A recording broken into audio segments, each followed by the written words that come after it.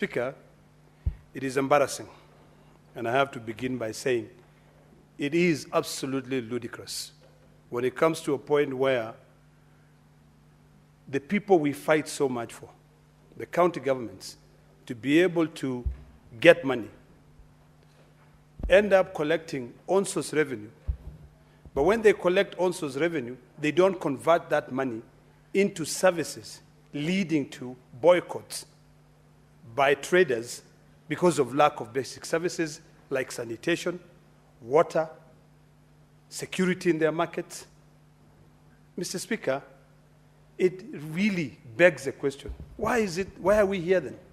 Why are we fighting for these traders? Why are we fighting for these county governments to make money, to get money?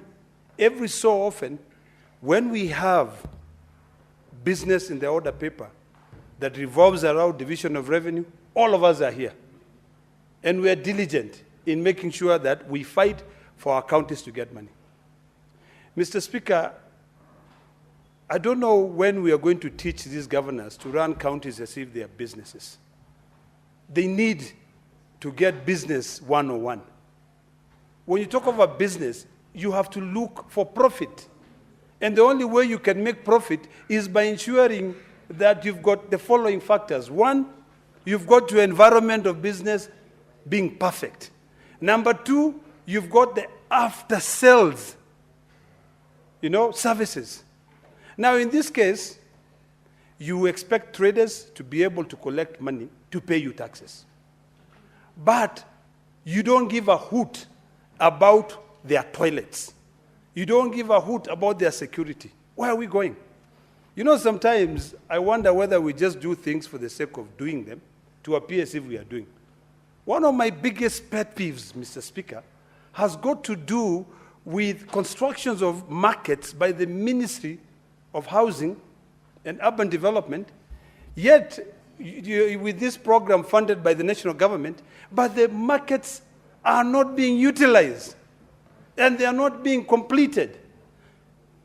A couple of days ago, I raised a serious concern with the powers that be, including also the Ministry of Housing, that in Narok County, we spend 1.3 billion shillings from the national government. Two markets were built, one in a place called Suswa. I'm sure you know Suswa. The next one was in Ntulele. We went there with the president and launched those markets. But until today, those markets have not been operational. When I sit here and I listen to the problems of Luanga, and I listen to the problems of Vihiga and what do you call this county that my friend comes from? Bungoma. I say, we have different problems. The problems that I have now for Narok County is that the markets were completed, the markets are good, it's only small things, stalls being put in, people being allocated for the traders to live in good conditions. It is like we are cursed, Mr. Speaker. We like to operate in very shoddy environments. On Tuesday and Saturday, if you take the road to Narok, you'll be shocked. On Wednesday, if you take the road to Narok, you'll be shocked. In Suswa, people, it's littered with a bunch of people, traders on the road, yet there's a beautiful market, which is just a white elephant project there. It's embarrassing. I'm livid. I want to see things change. You call, you make noise, you raise concerns, but sometimes you're just like, what are we doing? You see a toilet being constructed, and it goes 2 financial years. The county needs to lift, it needs to pull up its socks when it comes to the issue of completing projects. The national government also must do the same. Because why do we spend 1.3 billion shillings to put up 2 beautiful markets? And then there's a wrangle between a few people on who is going to be the trader there. Then why did we build them in the first place? So, Mr. Speaker, these are the kind of things that we need to investigate. I appreciate the work done by this committee, but does it stop here? Does it become a motion where we sit down?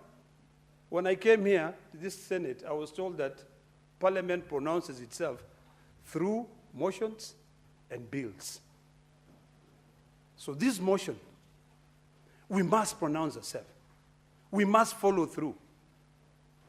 You know, I really would have loved to see us having an implementation committee. So that implementation committee, when we move a motion like this one, trying to make life easy for our citizens, that committee will run with it. But now, because we are left with the committee self-implementing, I want to beseech the Committee on Intergovernmental, what you call devolution and intergovernmental relations, to take the resolution of this Senate and run with it. Please come to Narok. Go to the Ministry of Housing. Ask P.S. Zinga what is happening. Why are we not completing these two markets in Narok? Move from there, go to Bomet. See the conditions. Whatever resolution we come up with, go to Vihiga and Busia. Sit down. Let us consult. The moment we consult is the moment we can be able to move forward. If the problem is selecting traders, let those ones who are there first, when it comes to the issue of Narok, let them go in first and then the rest can follow suit. This is a matter that determines legacies. This is a matter that tells us whether this government is working or not. I want to drum up support for things that are concluded, but I don't want to do things halfway. So when I heard that this committee was investigating this issue because of the statements by my two colleagues, I wish I had also raised my statement, but I chose to call the ministry and say, please, leave that ministry, go to that place and make sure those markets are working. Finish those toilets. Because if you don't do that, today, traders in Luanga have boycotted. They have said we will not pay taxes. Tomorrow, it will be traders in Kirinyaga saying we will not pay taxes. Even if in Wasingishu, they bought a beautiful AC plant to be able to fix their roads. And I think the first person who bought that one was the chairperson of health. You know, I don't know whether it was him, but I just saw a new one coming up the other day. You know, we want to see those kind of services where we are fixing our roads. Why do we have to still behave as if we are living in the 19th century? Mr. Speaker, today we had a session with the ambassador of South Korea. And one of the things that he said, which really struck so deep, is that South Korea is such a small country. You can take South Korea and fit it into Kenya 5 times. 1, 2, 3, 4, 5. They have the same population as we have here, around 56 million people. But guess what? They are doing so much better than we are. In fact, he was telling us with the speaker that your country is so good that if you guys just have a few foreign direct investors here, you can bypass us because we don't have external threats. In South Korea, North Korea is threatening them on the border. The other side, China. The other side, Japan. And they're still struggling. Everybody now here, in fact, I think if I look around, you'll see every senator here having a phone from South Korea. You know, because they care about their surrounding. You know, they care about their environment. We need to start caring about our towns. We need to start working. Every so often, Mr. Speaker, we talk about not having jobs. You know, lack of jobs. These markets we are talking about, if you give these youth who are here, give them some little money. You know, like now I'll go back to that, I think it was called the Hustler Fund. You buy a crusher, you buy cabro making machines, you give these youth, you tell them go to Luanda, fix that market, and then you give others metal, tell them, these are welding machines, make stalls. You will not have Gen Zs on the street saying we are jobless because everybody is going to be busy working. I want us to start thinking like entrepreneurs.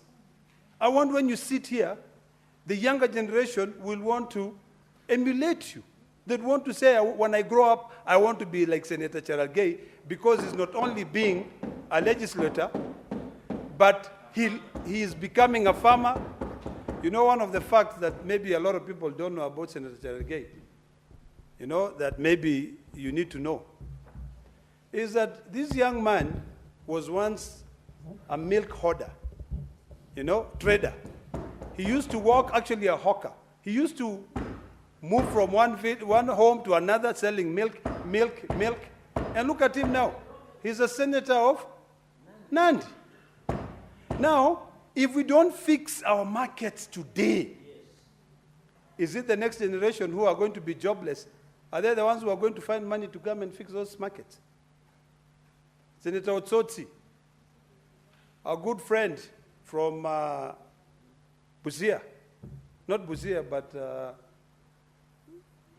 not Vihiga, this Wakoli is from where? From Bungoma. Just said something which I want to repeat here. That when these governors come to these oversight committees, can we please take them to task? I want to plead with you, Senator from Vihiga.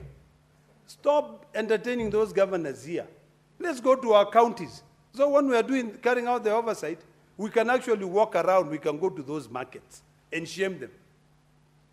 Every day we keep on fighting about how much should go to counties, but we are just literally ticking a box. So I appreciate the sentiments of Senator Wakoli by saying we need to take these governors to task. When we read these reports, I think was it the day before yesterday that the majority leader laid before the Senate all the Auditor General reports of all our counties. Take them, go up there. Now, with this committee, you need to start thinking outside the box. Okay? Do things completely unorthodox. Don't follow the script. Go and say, okay, how much money was given to you to do these markets? You know, what have you done with them?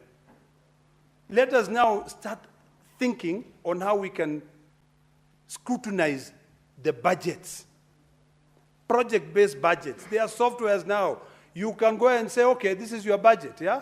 Let's pull this budget out. Who are the suppliers? Let's follow the suppliers, every one of them. Did you supply these things? Yes, if they did supply, they paid taxes. We can follow through. You follow the money trail. And by doing so, we will bring change to this country. But today we will not bring change because so long as there is a budget, even before that budget has been implemented, some other people go and sit down and say, we need a supplementary. So you negate the importance of your annual development plan, your county integrated development plan. So you just come up from nowhere and start saying, let us do this. We'll do that. We need a supplementary budget. I would rather you say, we budgeted for this. We did not have the funds to be able to develop this market. But in the next financial year, we will follow through. What we did not finish, we complete.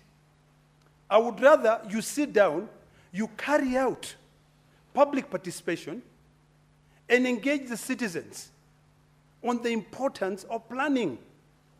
By so doing, we will change our country. I want to beseech my brothers and sisters from both sides of the aisle that it is about time that we start looking at how we change our economy. Every so often we talked about bills here. Yesterday we were talking about, economy versus health. Earlier today we were talking about issues of Thange. And I'm so happy that the Cabinet Secretary of Health has decided that he's not going to play any politics anymore, that enough is enough. He's going to make sure that under Section 118 of the Public Health Act, he issues an order. He makes sure that Kenya Pipeline Corporation fixes the problems. The last time Section 118 of the Public Health Act was implemented was during COVID.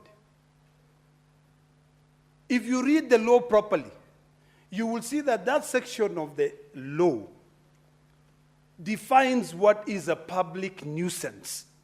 And health, markets being dilapidated, being dirty with no toilets, that's a nuisance. So we just need to be holistic in our approach to solving problems, and we will see this country going further. But Mr. Speaker, if we don't do that, these young people who are watching us here deliberate on issues, on the problems that we have as a country, we will come back here. They will be here. And if you read the Hansard, in 10 years' time, when I'm no longer in this Senate, and a young man who is watching me here is sitting here, he'll be saying the same thing that Senator Ledama Olekina was saying. So let us have a way of not just ticking boxes, but actually making sure that we follow through. And I do hope that Senator of Vihiga and Senator of Bungoma, you will not just raise a statement and you end here. Let us go and implement. Let us all go there, join those traders, because there's really no sense in you charging traders taxes and you don't even bring them simple things as water. Mr. Speaker, I support. Senator James.